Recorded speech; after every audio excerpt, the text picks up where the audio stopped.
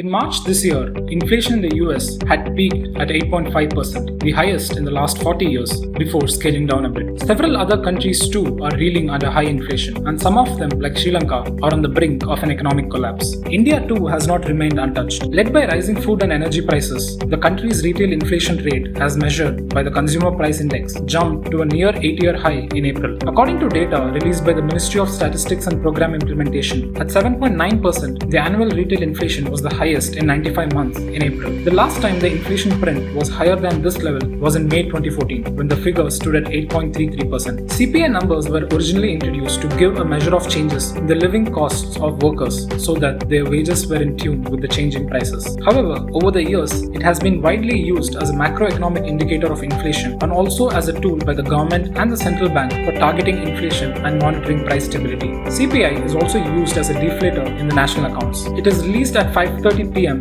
on the 12th of every month for numbers relating to the previous month. Inflation is the measure of change in the average price of services and commodities done at regular intervals. It indicates a decrease in the purchasing power of a unit of a nation's currency as the products and services get more expensive. CPI is an indicator of inflation. It measures the percentage change in the price of a basket of goods and services consumed by households. Similarly, the wholesale price index measures changes at the wholesale price levels. To measure inflation, we estimate how much CPI has increased in terms of percentage change over the same period the previous year. If prices have fallen, it is known as deflation. Economists believe that low, stable and predictable inflation is good for an economy. India's central bank, the Reserve Bank of India, pays very close attention to CPI inflation in its role of maintaining price stability in the economy. The RBI has been mandated by the government to maintain retail inflation at 4% with a margin of 2% on either side, and the central bank is answerable to the policymakers if it misses its target for 3 consecutive quarters. The CPI is designed to measure the changes over time in the general level of retail prices of selected goods and services that households purchase for the purpose of consumption. Such changes affect the real purchasing power of consumers' income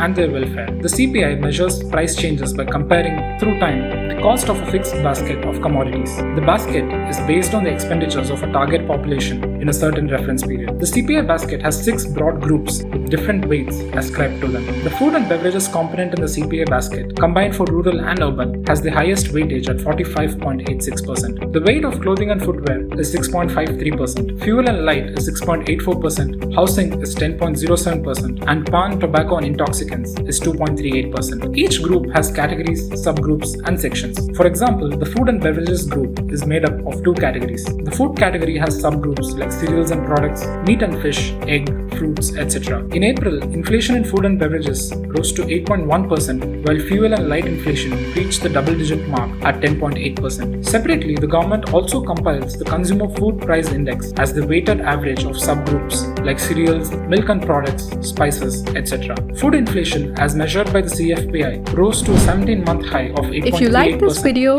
share it and subscribe to Business Standard.